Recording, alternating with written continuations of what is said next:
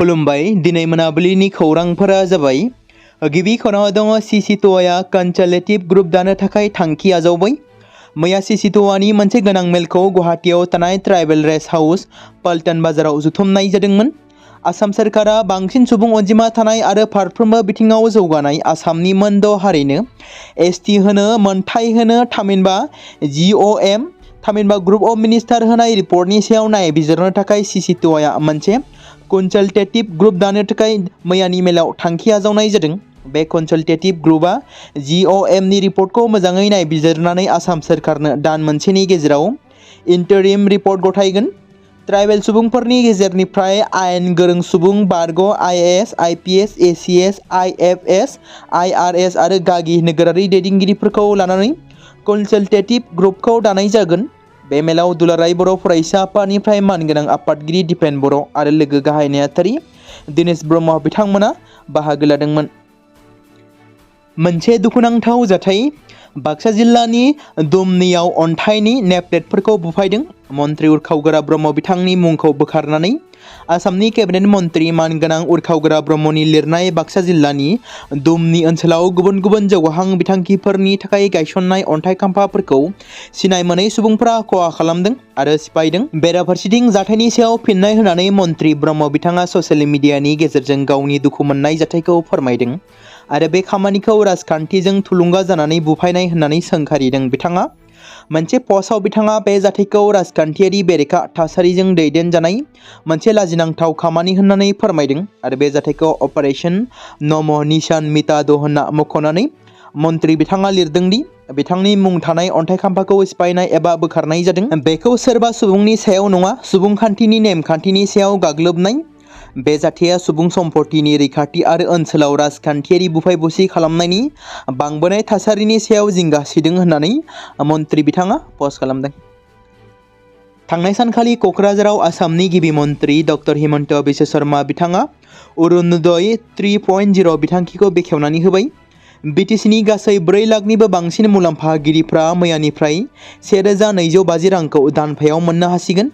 आसाम सोरखारनि बिथांखि अरुणोदय 3.0 नि गेजेरजों क'क्राझार जिल्लानि 1,09,854 मुलाम्फागिरिफोरजों लोगोसे BTCनि गासै 4 लाखनिबो बांसिन मुलाम्फागिरिफोरा मैयानिफ्राय 1250 रांखौ दानफायाव मोननो हासिगोन।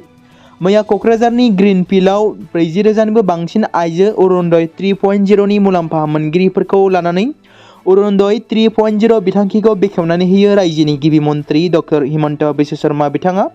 हाबाफारियावनो रायजोनिनो रांखान्थि मन्त्रि अजन्ता नेउग, मन्त्रि जयन्त मल्ल बरुवाजों लोगोसे BTCनि गाहाय मावफुं सोद्रोमा हाग्रामा महिलारिजों लोगोसे EM Rabiram Narzary, MLA Lawrence Islary, MLA Jiron Basumatary, BTCनि मावफुं सोद्रोमाफोर आरो MCLAफोरनि बाहागो लानायजों बेखेवजायो अरुणोदय 3.0 आ। आसामनि दाब दाब जायगायाव दुलाराय बर' फरायसा आफादा सोमावसारनाय हाबाफारि लादों।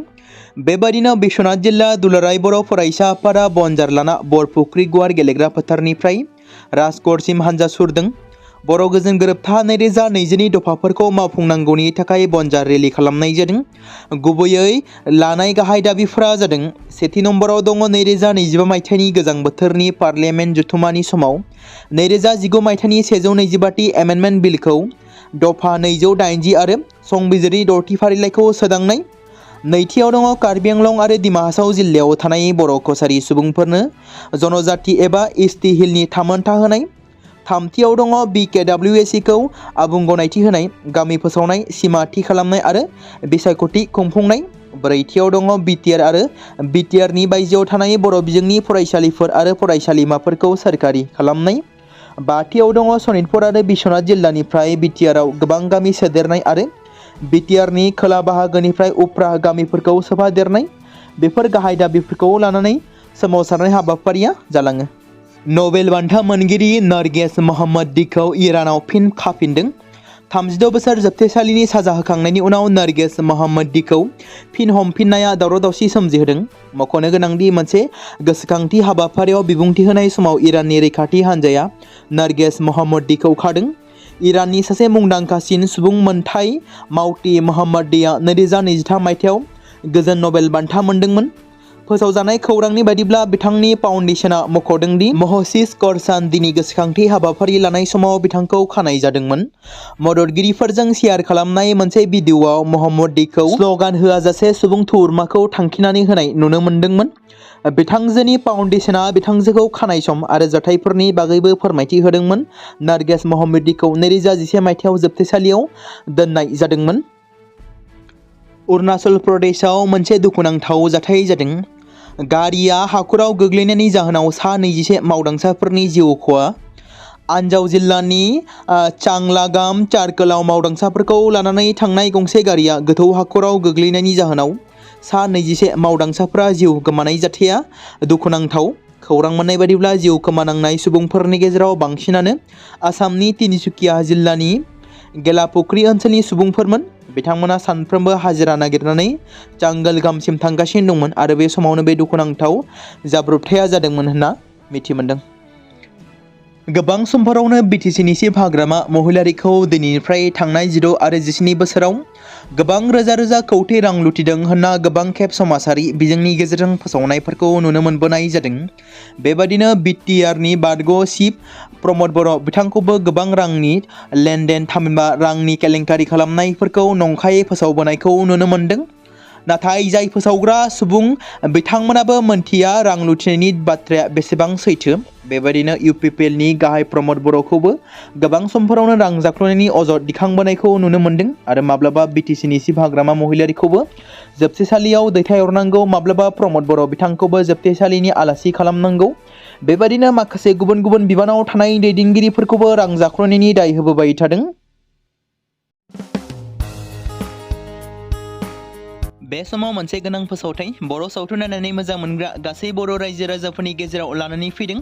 मोनसे बर'नि OTT प्लेटफर्म गोनां, जाय प्लेटफर्मनि गेजेरजों नोंथांमोना बर'नि गोदान गोजाम सावथुनफोरखौ नुनो मोनगोन।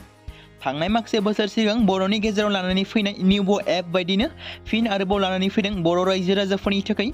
बे बाथ्राखौ मख'नाया गोनांदि 2025 मायथाइनि जानुवारि दानाव ओंखारनाय आंगो स्ट्रिम मुंनि मोनसे OTT प्लेटफर्म गोनां निउबो एपनि गेजेरजों नोंथांमोना गोबांथार बर'नि सावथुनफोर जेरै ट्रेजेडि, रमान्टिक, एक्शन आरो कमेडिजों बुंफबनाय सावथुनफोरखौ नुनो मोनगोन।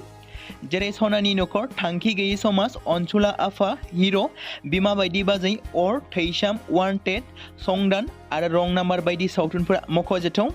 बेफोर सावथुनफोरखौ नायनो थाखाय नोंथांमोना गिबियावनो आंगो स्ट्रिम एपखौ गाव गावनि मबाइलाव थानाय प्ले स्ट'रनिफ्राय डाउनल'ड खालामनानै लोगोसे इनस्टल खालामनानै गावनि मबाइल नाम्बारजों लगइन खालामनानै लाग्रोनांगोन।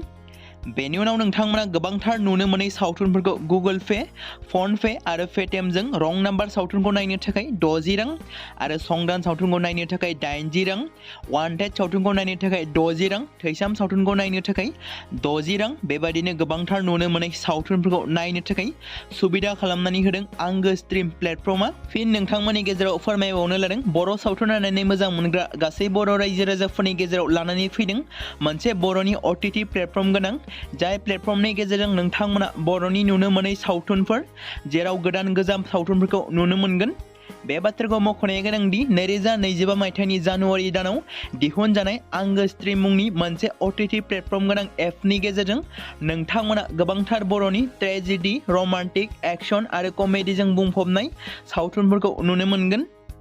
जेरै रं नाम्बार, संदान, वान्टेड, थैसाम, अर, बिमा बायदि बाजै, हिर', अनसुला आफा, थांखि गैयै समाज, सनानि नखर बायदि बायदि सावथुनफ्रा मख'जाथाव। बेफोर सावथुनफोरखौ नायनो थाखाय नोंथांमोना गिबियावनो आंगो स्ट्रिम एपखौ गाव गावनि मबाइलाव थाखानाय प्ले स्ट'रनिफ्राय इनस्टल खालामनानै गावनि मबाइल नाम्बारजों लगइन खालामखांनायनि उनाव नोंथांमोना गोबांथार नुनो मोनै सावथुनफोरखौ गुगोल पे, फन पे आरो पेटिएमजों रं नाम्बार सावथुनखौ नायनो थाखाय 60 रां, संदान सावथुनखौ नायनो थाखाय 80 रां, वान्टेड सावथुनखौ नायनो थाखाय 60 रां, थैसाम सावथुनखौ नायनो थाखाय 60 रां बेफोरबायदिनो अर सावथुनखौ नायनो थाखाय 60 रां पे खालामनांगोन।